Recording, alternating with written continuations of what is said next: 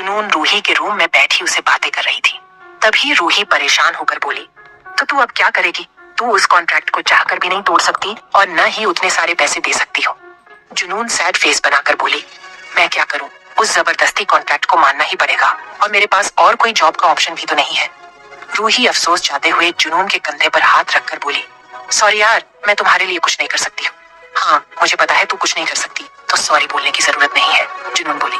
जुनून बात बदलते हुए आगे बोली, मेरी छोड़ तू, अपनी बता, तुमने उस एयरपोर्ट वाले लड़के को क्या जवाब दिया?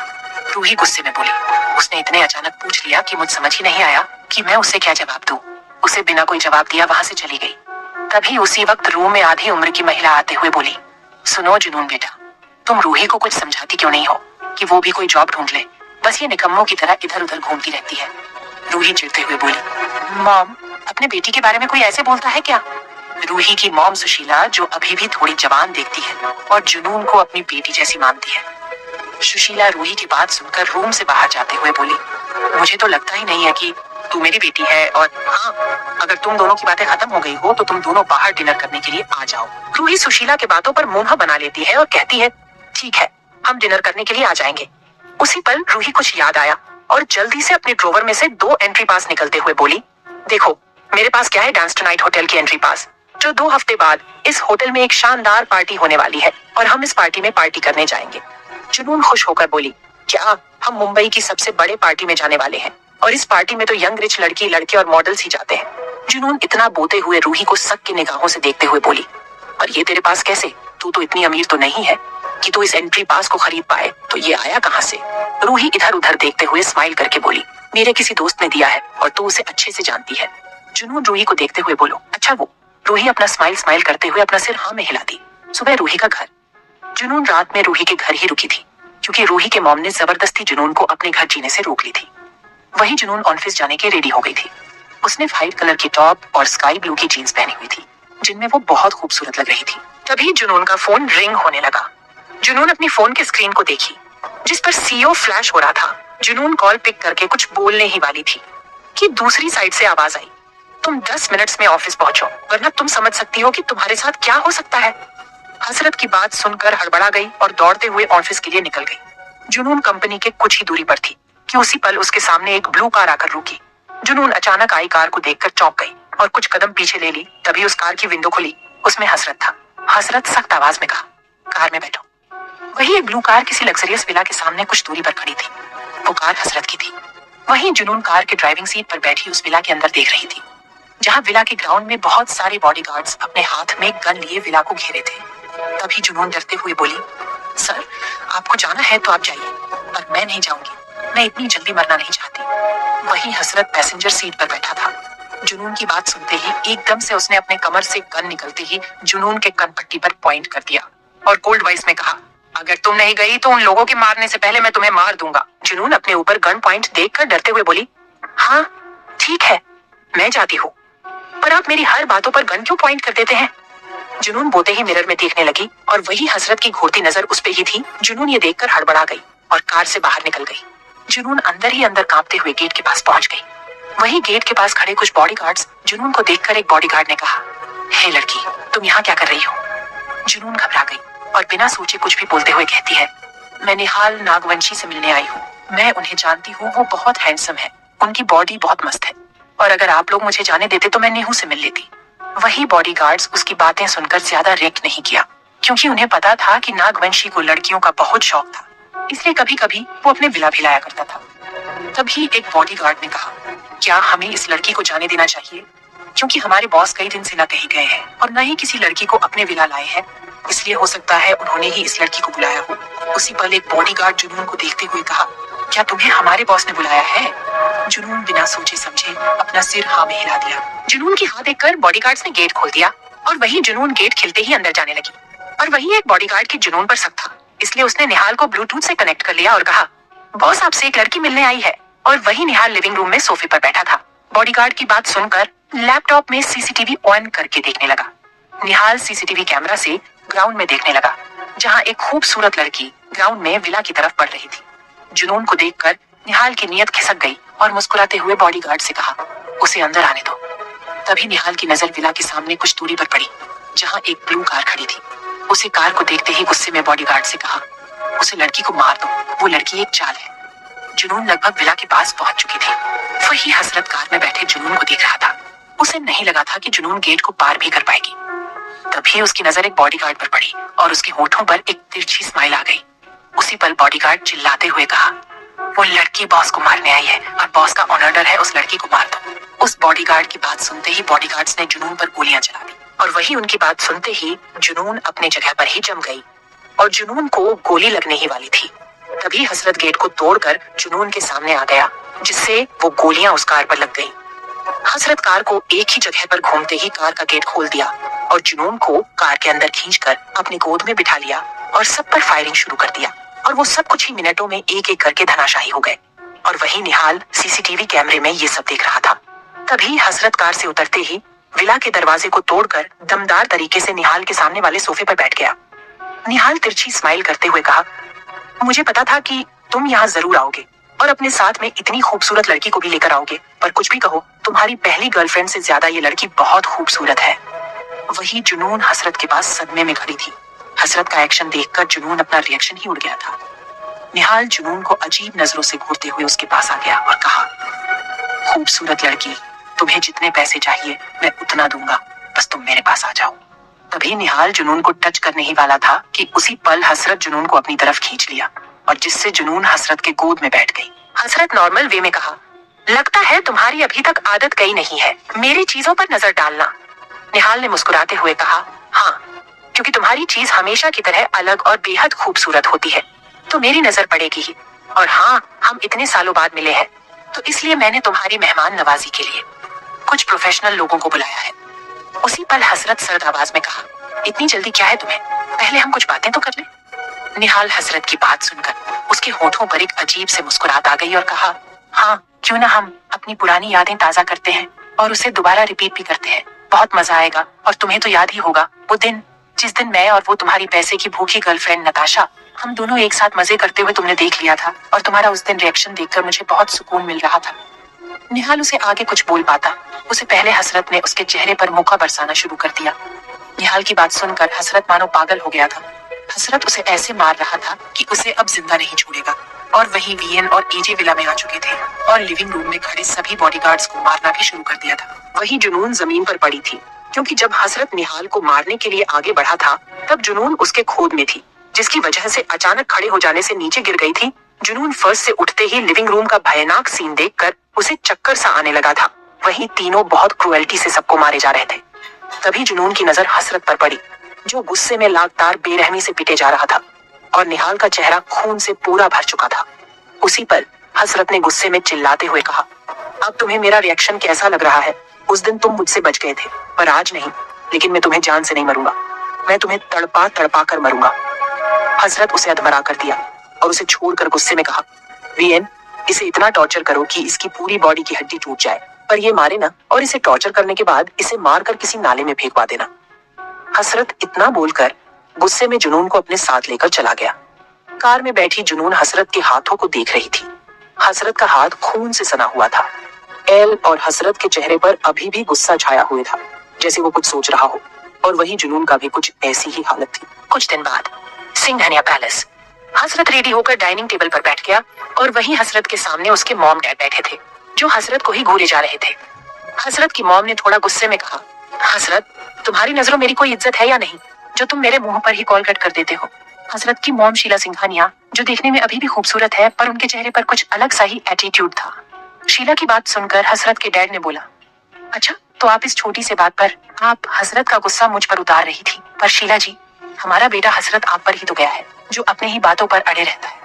हसरत के डैड अधिराज सिंघानिया, जो दिखने में फिट और हैंडसम थे, वही शीला अधिराज को घूरते हुए बोली, आप चुप रहिए, मैं हसरत से बात कर रही ही ना।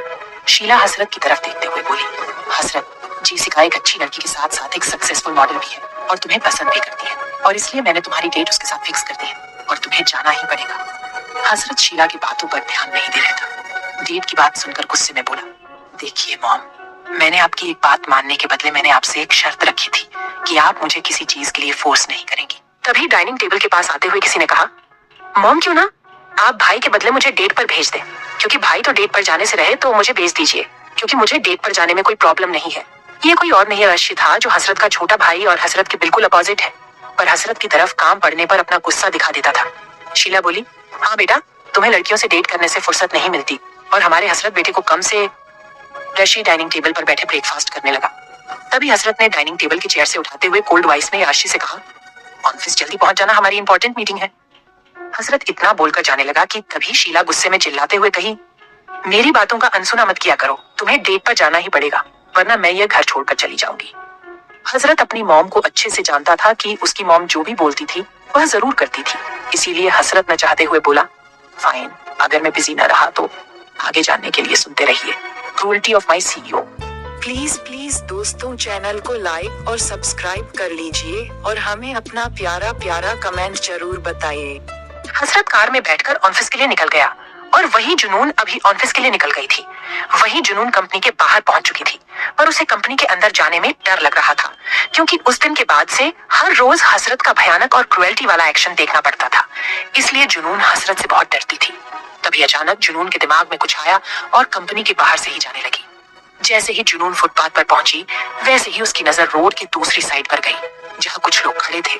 उन आदमियों को देखकर जुनून घबरा गई और अपने तेज कदमों से चलते हुए बोली, ये लोग यहाँ कैसे? मैं इन लोगों से इतने सालों तक छुप कर रहती थी ताकि मैं इन लोगों बच सकूं, और आज भी इन्हें पता नहीं चलना चाहिए कि मैं जिंदा हूँ। जुनून इतना बोलते ही और तेजी से चलने लगी, पर उन आदमियों ने जुनून को पहले ही देख लिया था और पीछा भी करने लगे थे। तभी जुनून उनको अपने पास आता देख भागने लगी। उसी पल उन आदमियों में से किसी ने कॉल करते हुए कहा, ठाकुर साहब, वो लड़की अभी भी जिंदा है, क्या हम उस लड़की को मार दें या उसे आपके पास लेकर आए? दूसरी साइड की बात सुनकर आदमियों से कहा, उस लड़की को किसी हाल में पकड़ो, ठाकुर सबको वो लड़की जिंदा चाहिए, क्योंकि जो काम कुछ साल पहले नहीं हो पाया था अब वो होगा।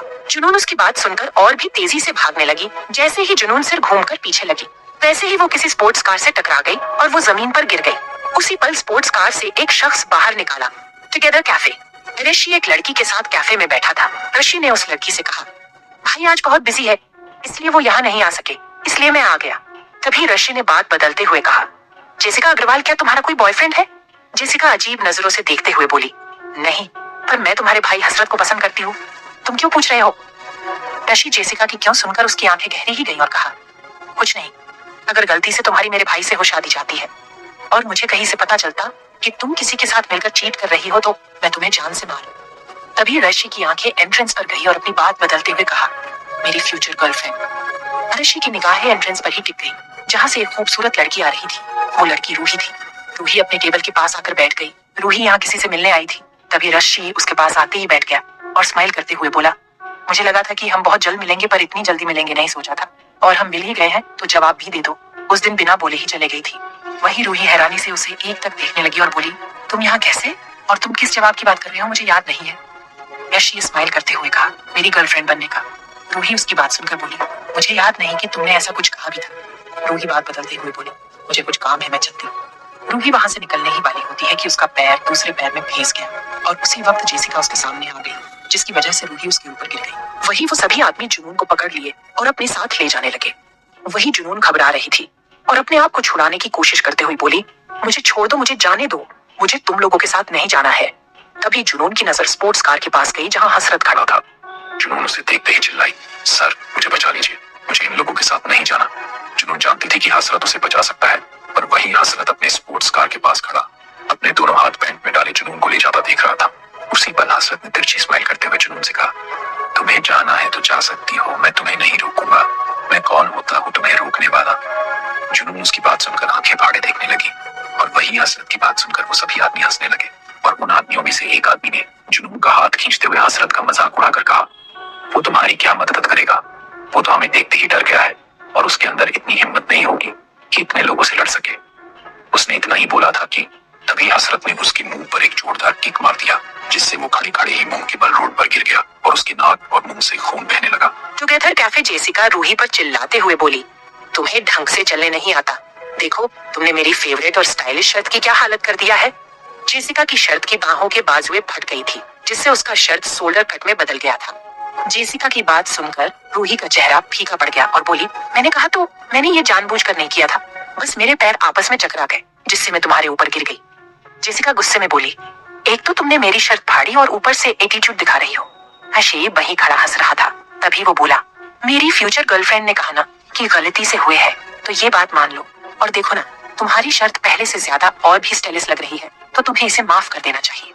जेसिका ने आरुषि पर ज्यादा ध्यान नहीं दिया था।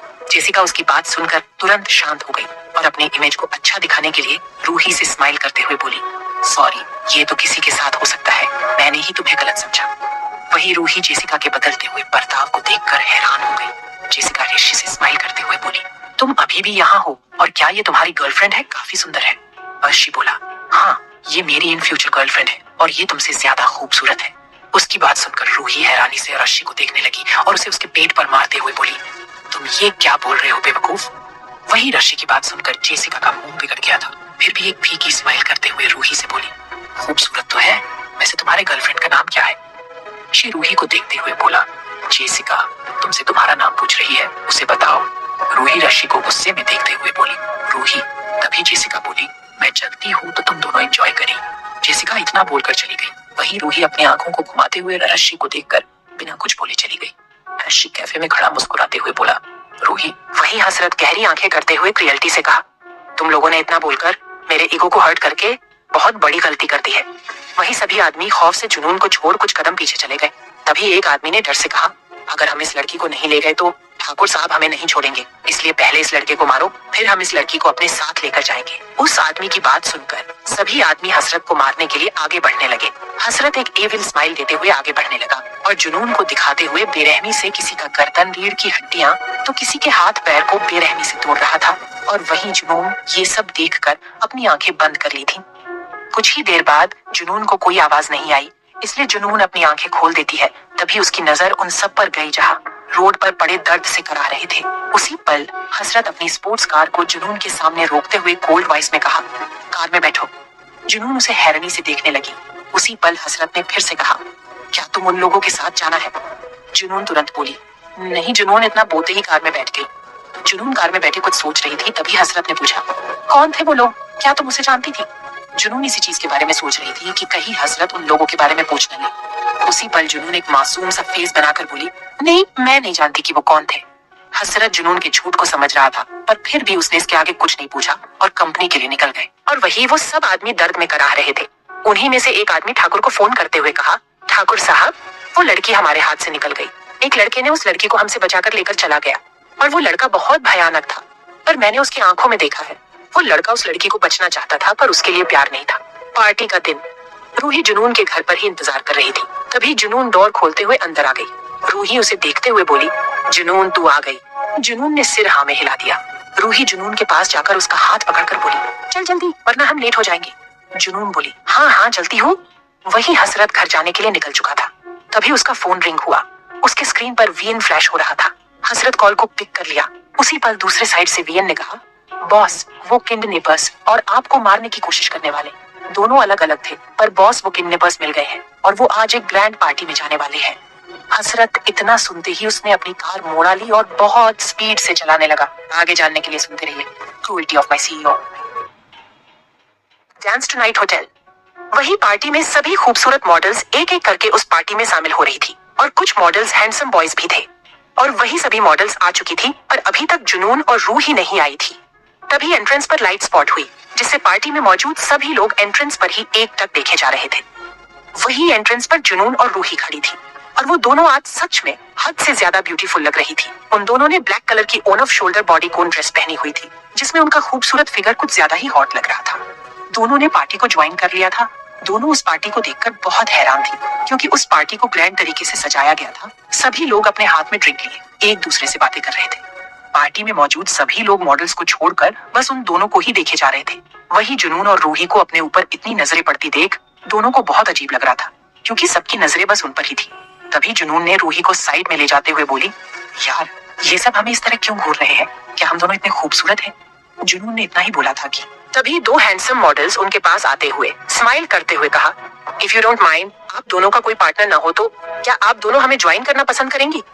रूही तुरंत जवाब देते हुए बोली, नहीं, हमें पार्टनर की जरूरत नहीं है। हम दोनों एक दूसरे के लिए ही काफी है। पर पूछने के लिए थैंक यू। वही डांस टू नाइट होटल के रूम में हसरत सोफे पर बैठे अपने हाथ में ड्रिंक का ग्लास लिए उसका सिप ले रहा था और उसके पीछे एजे और वीएन खड़े थे और उन तीनों के उसके सामने ही एक लड़का डर से उनके सामने फर्श पर पड़ा था और उस लड़के के साथ ही जमीन पर मरे पड़े थे। तभी हसरत ने कोई रिएक्ट ना करते हुए कहा, तुम्हें 2 साल पुराना कुछ याद नहीं है तो ठीक है, अभी तुम्हें सब याद आ जाएगा। उसी पल वीएन ने अपने हाथ में फायर सिलेंडर लिए उस लड़के के पास बढ़ गया और उस लड़के के मुंह में जबरदस्ती फायर सिलेंडर का पाइप घुसा दिया और फिर सिलेंडर का बटन प्रेस करते हुए उस लड़के का नाक बंद कर दिया, जिससे उस लड़के के मुंह में गैस जाने लगी और वो लड़का लगातार उस गैस को निगलने की कोशिश करने लगा, पर वो ज्यादा देर तक उस गैस को सहन नहीं कर पाया और उसकी सांसें फूलने लगी और अब उसकी आंख भी दम घुटने की वजह से लाल पड़ने लगा था।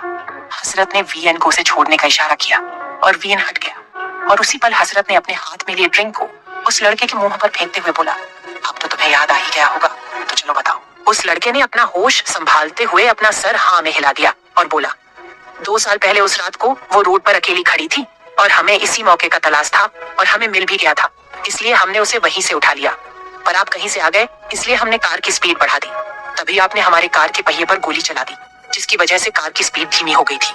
हम फिर भी नहीं रुके, पर हमारी कार अचानक ही बीच रोड में रुक गई और उसी वक्त किसी कार से टक्कर लग गई और समुद्र में गिर गई और मुझे तैरना आता था इसलिए मैं बच गया। हसरत ने गुस्से में बोला, पर तुमने उसे किडनैप क्यों किया? उस लड़के ने कहा, वो लड़की निहारिका हमारे कॉलेज में पढ़ती थी और मेरी नजर अचानक ही उस पर पड़ गई। वो लड़की मुझे खूबसूरत लगी और मैं कुछ दिन बाद मैंने पूरे कॉलेज के सामने उसे प्रपोज कर दिया, पर उसने सबके सामने मना कर दिया और मुझे बहुत गुस्सा आया, इसलिए मैंने उसका हाथ पकड़कर जबरदस्ती प्रपोज एक्सेप्ट करवाने की कोशिश की। इसलिए उसने मेरे चेहरे पर थप्पड़ जड़ दिया और मेरी पूरे कॉलेज के सामने इंसल्ट हो गई और मैंने भी बदला लेने के लिए उसे किडनैप कर लिया था। उसकी बात सुनकर हसरत जैसे गुस्से में पागल सा हो गया। हसरत सोफे से उठते ही सीधा उस लड़के का गला पकड़कर हवा में उठा दिया, जिसकी वजह से वो लड़का झटपटाने लगा और उसी पल हसरत ने उसे एक झटके में नीचे छोड़ दिया और गुस्से में बोला, इसे कब्र में जिंदा गाड़ दो। हसरत इतना बोलकर वहां से चला गया। दूसरी तरफ वही स्टेज पर व्हाइट कलर की 3 पीस सूट पहने एक नौजवान शख्स स्टेज पर माइक ले खड़ा था। तभी उस शख्स ने स्माइल करते हुए बोला, I am Warren, the host of this grand party, so welcome you all to my party. हमारी पार्टी हर साल की तरह ही कुछ नया और कुछ मजेदार होगा, तो आज की शाम आप लोगों के पार्टनर के नाम। वरुण की बात सुनकर सभी लोग हैरान हो गए और एक दूसरे की तरफ देखने लगे और वही जुनून और रूही भी एक दूसरे को ही देख रही थी। तभी वरुण हंसते हुए बोला, आप ज्यादा कंफ्यूज मत होइए, क्योंकि आपको समझाने के लिए मैं हूं ना। तो आप लोग जब एंट्रेंस से आ रहे थे तब आप सबको एक बेच मिला होगा और उस पर नंबर लिखे होंगे, उसके अपोजिट नंबर वाला ही आपका पार्टनर होगा। जैसे किसी का 29 है तो उसका पार्टनर 92 होगा। वरुण ने आगे कहा, तो अपने पार्टनर को जल्दी ढूंढ लीजिए और डांस के लिए रेडी हो जाइए। वही सभी लोग अपने पार्टनर को ढूंढने लगे। वही जुनून और रूही दोनों नंबर को देखने लगी। जुनून का नंबर 57 था और रूही का 84 था। सभी के पार्टनर मिल चुके थे और सभी ने डांस करना भी शुरू कर दिया था और वही जुनून और रूही को ही उनके पार्टनर नहीं मिले थे। वरुण उनके पास आते हुए बोला, क्या आप दोनों का पार्टनर नहीं मिला? जुनून और रूही ने अपना सिर हाँ में हिला दी। तभी उसी वक्त हसरत उस पार्टी से गुजर रहा था। वरुण हसरत को अकेला देखकर उसे पकड़ लिया और जुनून के पास ले जाते हुए बोला, मुझे लगता है कि तुम दोनों का कोई पार्टनर नहीं है, तो क्यों ना तुम दोनों ही एक दूसरे के पार्टनर बन जाओ। वही जुनून हसरत को देखकर शॉक्ड हो गई और वही हसरत जुनून की खूबसूरती को ही देख रहा था। उसी पल जुनून बोली, नहीं मैं ठीक हूँ बिना पार्टनर के, और मेरी फ्रेंड भी तो अकेली है। उसकी बात सुनकर वरुण ने मुस्कुराते हुए जवाब दिया, उसका पार्टनर मिल चुका है। जुनून ये सुनते ही अपने आजू बाजुओं में देखने लगी, पर रूही वहां नहीं थी। तभी वरुण ने जुनून के पीछे जाते हुए जुनून को थोड़ा धक्का दे दिया, जिससे जुनून हसरत के बाहों में चली गई और हसरत ने भी उसे संभाल लिया था। वरुण जाते हुए बोला, परफेक्ट कपल। तभी जुनून हसरत के बाहों से हटने लगी, पर हसरत ने जुनून को कमर से कस लिया और कपल डांस की पोजीशन बनाकर डांस करने लगा और बिना कोई एक्सप्रेशन के बोला, तुम यहाँ क्या कर रही हो? वहीं जुनून उसे ही हैरानी से देख रही थी। उसने भी कदम से कदम मिलाना शुरू कर दिया था और बोली, जो आप करने आए हैं पार्टी। हसरत ने तिरछी स्माइल करते हुए कहा, मैं यहाँ पार्टी करने नहीं, किसी को मारने आया था। हसरत की बात सुनकर जुनून को हैरानी नहीं हुई, क्यों हसरत का ये रोज का था। जुनून उसकी बात सुनकर कोई रिएक्ट न करते हुए बुदबुदाते हुए बोली, आपका तो ये रोज का काम है। सबको खाने की चाहत होती है, पर आपको मारने की चाहत होती है। जैसे आप किसी को मार नहीं रहे हो, बस रोज का रूटीन पूरा कर रहे हो। हसरत ने जुनून की बुदबुदाती आवाज सुन लिया था। उसी पल हसरत अपने और करीब खींचते हुए कहा, तुमने सही कहा, अब मुझे तुम्हें मारने की चाहत हो रही है। अगर इसके आगे कुछ बोली तो मैं यही इसी पार्टी में तुम्हें स्टेज के बीचों बीच शूट कर दूंगा, वरना चुपचाप बस डांस करो। जुनून उसकी बात सुनकर डर गई और वही रूही रश्मि के साथ डांस कर रही थी। जब जुनून वरुण से बात कर रही थी तब रश्मि ने ही रूही को अपने पास खींच लिया था। तभी रूही गुस्से में बोली, क्या तुम मेरा पीछा कर रहे हो? अब ये मत कहना कि तुम यहाँ अपना जवाब लेने आए हो। रश्मि तिरछा मुस्कुराते हुए कहा, नहीं, मुझे पता है तुम मेरी इन फ्यूचर गर्लफ्रेंड बनोगी तो मुझे जवाब की जरूरत नहीं है। और मैं तुम्हारा पीछा नहीं कर रहा हूँ, वो तो मुझे एयरपोर्ट पर एक एंट्री पास मिल गया था जो शायद तुम्हारा था, और मैंने इसीलिए तो कहा था कि हम जल्दी मिलेंगे और इसी तरह मिलते रहेंगे। तभी रूही को याद आया कि तब वो उन लड़कों से लड़ रही थी, तब उसके बैग से एक एंट्री पास गिर गया था। उसी पर रूही हैरान होकर बोली, फाइटिंग टाइम। अर्शी हंसते हुए बोला, मेरी इन फ्यूचर गर्लफ्रेंड तो काफी समझदार है। कुछ देर बाद वो दोनों एक दूसरे की आंखों में खो जाने वाली नजरों से एक दूसरे को देख रहे थे। वो पल बहुत रोमांटिक लग रहा था और कुछ ही देर में गाना बंद हुए और पार्टी वरुण स्टेज पर आते हुए बोला, मैं इतने रोमांटिक कपल डांस खराब तो नहीं करना चाहता, पर इस पार्टी को आगे बढ़ाने के लिए सभी फिर से अपने पोजीशन पर आ जाए। सभी लोग अपने पहले वाले पोजीशन में आने लगे और वही हसरत जुनून को एक तक देख रहा था, पर जुनून इधर उधर देख रही थी जैसे उसे हसरत के साथ डांस करने में कोई दिलचस्पी न हो। जुनून वरुण की बात सुनकर वो हसरत के बाहों से छूटकर जाने लगी कि अचानक ही उसकी हिल मुड़ गई और जुनून गिरने लगी। तभी जुनून खुद को बचने के लिए हसरत का कॉलर पकड़ लिया, जिससे जुनून बच तो गई थी, पर अचानक कॉलर पकड़ने की वजह से हसरत का सिर झुक गया था, जिससे हसरत का होंठ जुनून के होठों पर सट चुका था। उन दोनों के होंठ आपस में मिलते ही वो दोनों एक दूसरे को हैरानी से देखने लगे। कुछ देर तक वो दोनों वैसे ही खड़े रहे। अगले ही पल वो दोनों होश में आ गए।